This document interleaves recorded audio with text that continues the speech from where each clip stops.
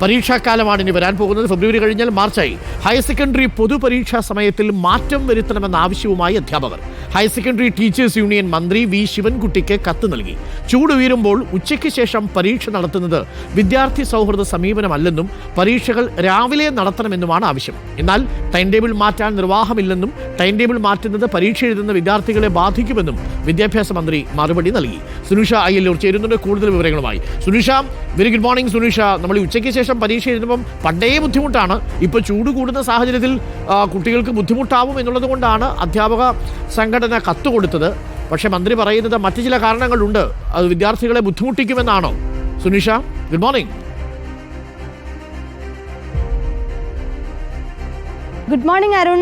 അത് തന്നെയാണ് കാരണം. ഇനിയിപ്പോൾ പരീക്ഷാകാലം വരികയാണ്. ഒരു മാസം കഴിഞ്ഞാൽ ഇതാ ഈ ഫെബ്രുവരി കഴിഞ്ഞാൽ മാർച്ച് 3 മുതൽ പരീക്ഷ ആരംഭിക്കുകയായി. ഒപ്പം തന്നെ ചൂടുകാലവും ഇതാ എത്തിക്കൊണ്ടിരിക്കുകയാണ് എന്നുള്ളതാണ്.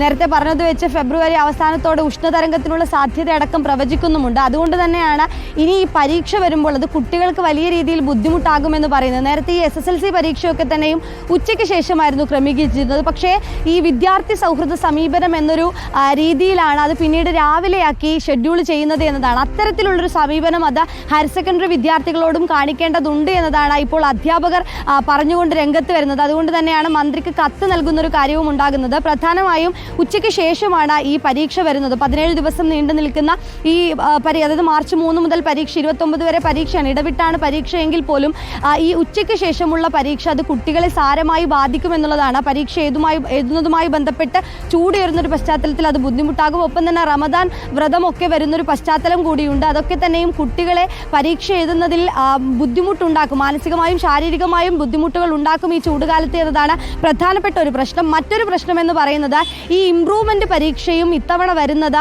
ഈ ഹയർ സെക്കൻഡറി പരീക്ഷയ്ക്ക് അടുപ്പിച്ചാണ്, മറ്റിടവേളകളില്ലാതെയാണ് എന്നൊരു പ്രശ്നം കൂടിയുണ്ട്. അതൊരു ഉദാഹരണം പറയുകയാണെങ്കിൽ 17-ാം തീയതി 1ാം വർഷ ഹയർ സെക്കൻഡറി വിഭാഗം ബയോളജി എക്സാം ആണ് നടക്കുന്നത്.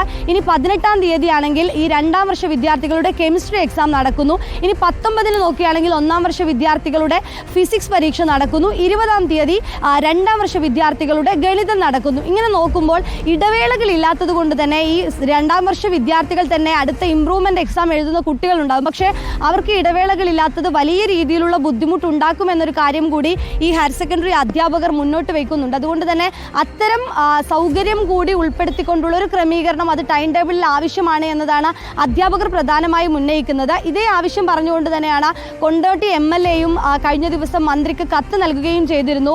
അങ്ങനെയെങ്കിൽ ഈ ടൈം ടേബിൾ മാറ്റുന്നത് പരിഗണിക്കണമെന്നതാണ്. വിദ്യാർത്ഥികളുടെ അടുത്ത ഹയർ സ്റ്റഡീസിന് കൂടി ബാധിക്കുന്ന ഒരു പരീക്ഷയാണ്. അതുകൊണ്ട് തന്നെ അത്തരത്തിലുള്ള സാഹചര്യങ്ങൾ കുട്ടികൾക്ക് അനുകൂലമായ രീതിയിൽ ഒരുക്കണമെന്നൊരു ആവശ്യമായിരുന്നു MLAയും പറഞ്ഞിരുന്നത്. പക്ഷേ മന്ത്രി നൽകിയിരിക്കുന്ന മറുപടിയിൽ കൃത്യമായി തന്നെ കുട്ടികൾ ബുദ്ധിമുട്ട് അനുഭവിക്കുമെന്നത് അഡ്മിറ്റ് ചെയ്യുന്നുണ്ട് എന്നതാണ്. കാരണം ഇത്തരത്തിൽ ക്രമീകരണം ഒരുക്കിയത് അത് വിദ്യാർത്ഥികൾക്ക് ബുദ്ധിമുട്ടാകുമെന്നത് മന്ത്രി തന്നെ മറുപടിയായി പറയുന്നുണ്ട്. പക്ഷേ ടൈം ടേബിൾ മാറ്റാനുള്ള ആദ്യ പരീക്ഷ എന്നാ തുടങ്ങുന്നത്? ഫെബ്രുവരിയിലാണോ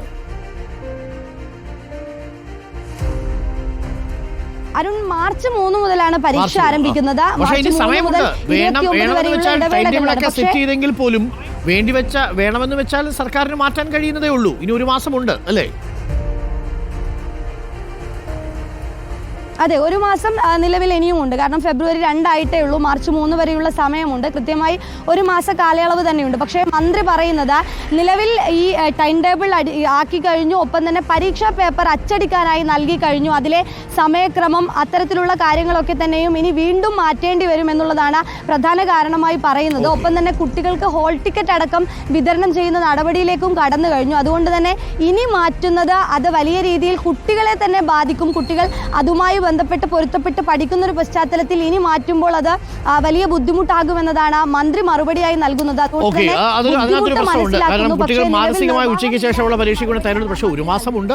മന്ത്രിയും ആ വകുപ്പും ഒക്കെ ഒന്ന് ഗൗരവമായി പരിഗണിക്കണം. ഇനി ഈ വർഷം അത് സാധ്യമായില്ലെങ്കിലും അടുത്ത വർഷമെങ്കിലും സർക്കാർ അത് ഗൗരവമായി തന്നെ പരിഗണിക്കണം. ഉച്ചയ്ക്ക് ശേഷമുള്ള പരീക്ഷകൾ ഒഴിവാക്കി അത് രാവിലെ തന്നെ പരീക്ഷ നടത്തുന്നതാണ് നല്ലത്. പ്രത്യേകിച്ച് 9 മുതൽ 12 വരെയുള്ള സമയം കുട്ടികൾക്ക് രാവിലത്തെ ആ പ്രഭാതത്തിൽ ചൂട് കൂടുന്നതിന് മുൻപ് തന്നെ പരീക്ഷ എഴുതി വീട്ടിൽ പോകാൻ കഴിയും എന്നുള്ളതാണ്. അപ്പോൾ അതൊരു പ്രത്യേക കാര്യം. മാത്രമല്ല ഉച്ച കഴിഞ്ഞിട്ട് കുറച്ച് നേരം റെസ്റ്റൊക്കെ എടുത്തതിന് ശേഷം പിന്നീട് നാളത്തെ പഠനത്തിലേക്കൊക്കെ കുട്ടികൾക്ക് പോകാമല്ലോ. ശാസ്ത്രീയമായും അത് തന്നെയാണ് മിനിസ്റ്റർ ശരി.